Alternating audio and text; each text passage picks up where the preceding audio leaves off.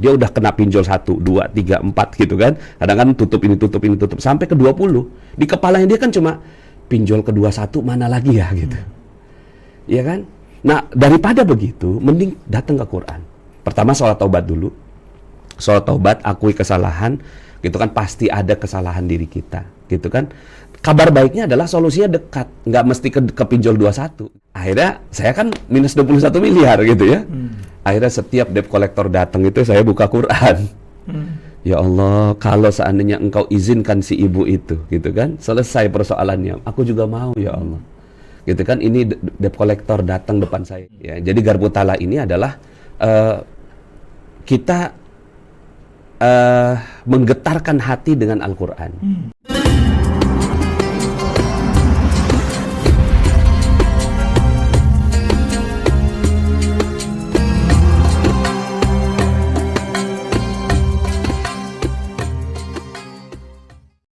Ada di kita nama ilmunya itu Garpu Tala. Ya, jadi Garpu Tala ini adalah kita menggetarkan hati dengan Al-Quran. Gitu, menggetarkan hati dengan Al-Quran. Jadi, apa yang digetarkan? Hati ya? Iya, jadi kan tubuh kita ini penuh dengan energi-energi. Energi-energi yang nggak positif, gitu ya, bercampur. Ada yang positif, ada yang nggak positif. Ketika kita misalnya ditagih sama debt collector, pasti kan ada energi-energi itu, takut, cemas, gelisah, khawatir. Betul. Dan itu energi-energi nggak bagus, gitu. Nah, itu harus kita netralisir. Dengan? Ya, nah, netralisirnya dengan apa? Tentunya dengan berzikir kepada Allah Subhanahu wa Ta'ala. Tapi ada zikir yang kita minta waktu itu. Jadi waktu itu ada ceritanya tentang seorang yang mau bunuh diri. Waktu itu ada orang yang mau bunuh diri, terus kemudian dia WA saya gitu. Waktu itu zamannya BBM, Pak Nas, saya mau bunuh diri gitu kan. Ya, kok mau bunuh diri? Izin saya dulu gitu. Karena di depannya udah ada racun gitu. Saya udah siap minum nih Pak Nas gitu. Pak Nas orang terakhir yang saya hubungi gitu. Saya minta tolong bantuannya gitu kan. Apa yang harus saya lakukan? Ya udah, ibu cerita dulu.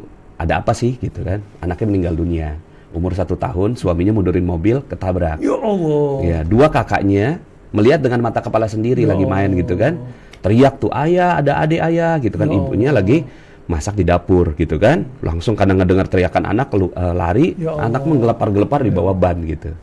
Digedor-gedor itu kaca jendela suaminya gitu kan. Terus empat-empatnya merasa bersalah kan. Itu didorong, itu mobil gitu kan. Terus kemudian tuh anak masih hidup, cuma ususnya udah terburai gitu. Ya Allah, ya Allah. Dibawa gitu kan, di tengah perjalanan meninggal dunia di pangkuan. Nah, pertanyaannya adalah, ini energi galaunya berapa nih kalau 0 sampai 10 kan gitu. Udah pasti 10 kan. Gitu. Mungkin 100 1000 kali. Lebih kali ya. Ya, akhirnya memang dia udah nggak bisa hidup lagi. Setiap hari yang dia ingat cuma anaknya. Setiap melihat mobil dia kebayang anaknya gitu.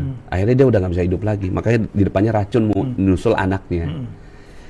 Akhirnya saya bilang kayak gini, Bu, kalau ibu percaya sama saya gitu kan, boleh nggak ibu ambil air wudhu gitu. Akhirnya dia wudhu. Selesai wudhu, apalagi Pak Nas yang harus saya lakukan. Coba ibu gitu kan, sholat, saya bilang gitu kan. Udah selesai sholat gitu kan, apalagi yang harus lakukan Pak Nas gitu kan. Coba buka Quran. Ayat berapa Pak Nas? Buka aja sekenanya. Gitu. Ayat yang pertama kali terlihat di mata, kasih tahu ke saya. Yuk kita diskusi sama-sama. Saya juga nggak ngerti persoalan ibu, kan saya bilang gitu. Lama saya tunggu, 1 menit, 2 menit, 5 menit, 10 menit, loh kok nggak ada kabar gitu. Akhirnya saya sapa duluan gitu. Bu, gimana kabar? Nggak dijawab. Gitu, 15 menit, 20 menit, Bu gimana kabar gitu, 30 menit, Bu gimana kabar gitu kan. Kok cuma centang 1 lah gitu kan. Cuma centang 1 gitu. Akhirnya setelah 40 menit saya udah nggak sabar, saya telepon. Bu, gimana kabar? Ternyata diangkat sama dia. Dia bilang gini, Alhamdulillah gitu. Wow, keren gitu. Jadi ada satu ilmu di kita namanya wow keren. Wow, keren. Makasih Pak Nas gitu kan. Nah, tadi ibu mau bunuh diri gitu kan.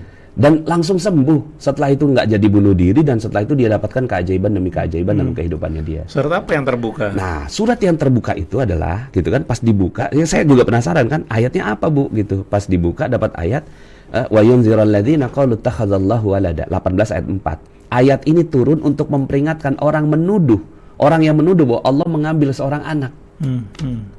Gitu. Sebenarnya ayat ini bukan untuk dia. Ayat ini tuh untuk orang yang mengambil Nabi Isa sebagai anak gitu, anak Tuhan gitu. Tapi emang susunannya tuh kan Al-Quran tuh punya banyak sekali rahasia di baliknya gitu. Ini pas banget dengan kejadiannya dia. Emang di kepalanya dia tuduh Allah, kenapa kau ambil anakku? Kenapa kau ambil dengan cara yang tragis?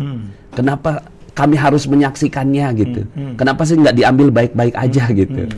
Nah, ayat berikutnya mereka sekali-kali tidak punya pengetahuan tentang hal itu. Begitu pula nenek moyang mereka mengatakan tidaklah yang mereka katakan kecuali dusta. Artinya diomelin sama Allah. Dan dia ngerasa tuh.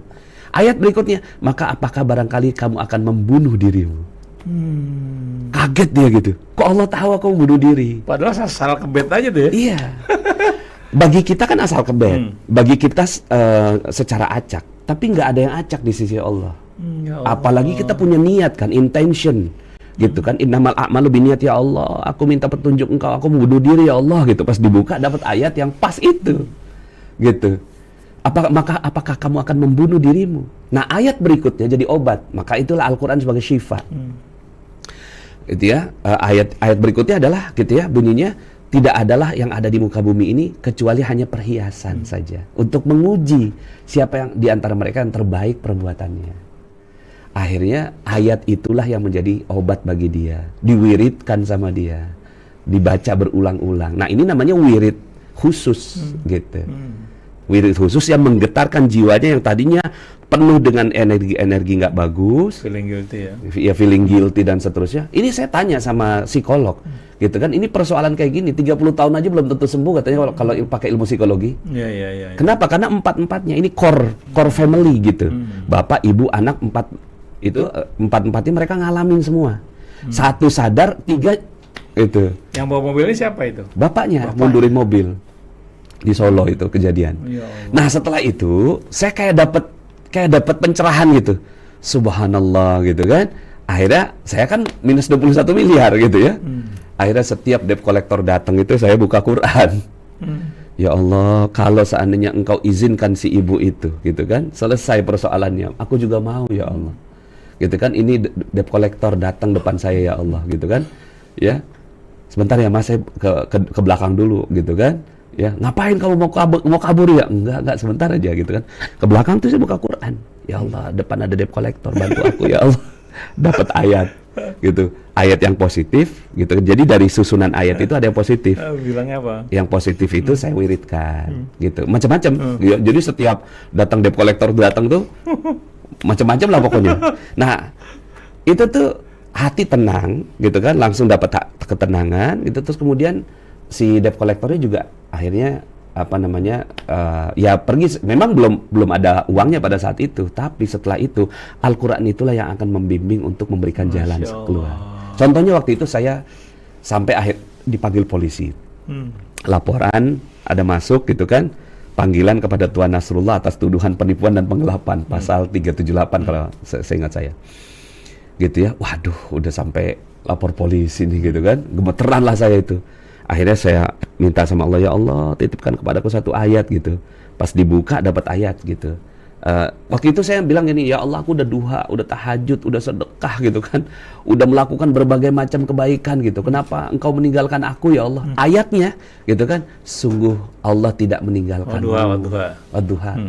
Gitu kan, dan tidak pula benci kepadamu.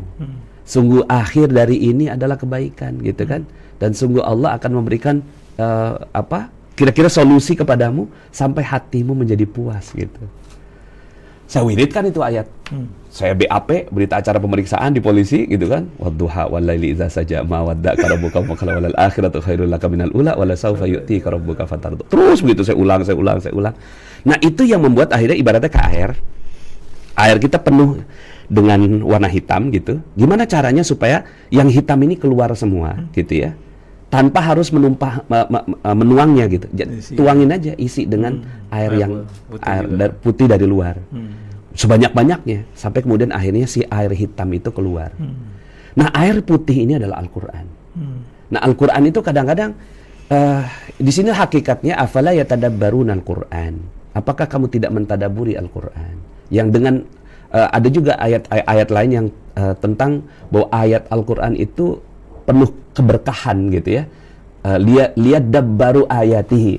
Ya, untuk dihayati makna-maknanya. Nah, untuk dihayati maknanya inilah yang akan mencuci diri kita. Jadi kalau misalnya nih ada orang yang dia udah kena pinjol 1, 2, 3, 4 gitu kan. Kadang-kadang tutup ini, tutup ini, tutup sampai ke 20. Di kepalanya dia kan cuma pinjol kedua 1 mana lagi ya gitu. Iya kan? Nah, daripada begitu mending datang ke Quran. Pertama sholat taubat dulu. Sholat taubat, akui kesalahan, gitu kan, pasti ada kesalahan diri kita, gitu kan. Kabar baiknya adalah solusinya dekat, nggak mesti ke pinjol 21 gitu loh. Kan kita selama ini ketika kita punya persoalan, kita pengen cari di mana ya solusinya gitu. Enggak kok, solusinya dekat di dalam diri kita. Nah, diri kita ini penuh dengan kegalauan itu, sholat taubat dulu. Setelah sholat taubat gitu, minta petunjuk sama Allah Subhanahu wa taala. Buka Quran, ya Allah, ya, titipkan kepadaku satu ayat yang bisa membantu aku, menemani aku dalam menghadapi persoalan ini khusus ya Allah. Khusus ayat ini. Ketika dibuka dapat ayat. Nah, ayat itu yang diwiridkan terus-menerus. Maka nanti insya Allah persoalannya selesai hanya dengan ayat itu. Gitu. Kadang-kadang ya kita nggak perlu apapun sebenarnya di muka bumi ini, kita cuma perlu Al-Quran sebenarnya. Masya Allah. Itu hakikat yang saya pelajari dari pelajaran saya belajar bersama dengan Kiai. Alhamdulillahirrabbilalamin. Sahabat-sahabat Filah Best Learning Center yang kami cintai, sahabat-sahabat Magnet Rezeki, setelah Anda menyimak video ini, marilah senantiasa kita beristighfar kepada Allah Subhanahu wa taala untuk melepas perisai-perisai rezeki kita. Rabbi ghfirli wa tub alayya innaka antat tawwabur rahim. Ya Rabb, ampunilah kami, terimalah taubat kami, sesungguhnya Engkau Maha Penerima Taubat dan Engkau Maha Penyayang. Dan mari senantiasa kita bersolawat kepada baginda Nabi Muhammad sallallahu alaihi wasallam. Sallu ala Muhammad, Allahumma salli alaihi wa ala alihi wa sahbihi. Wassalamualaikum warahmatullahi wabarakatuh.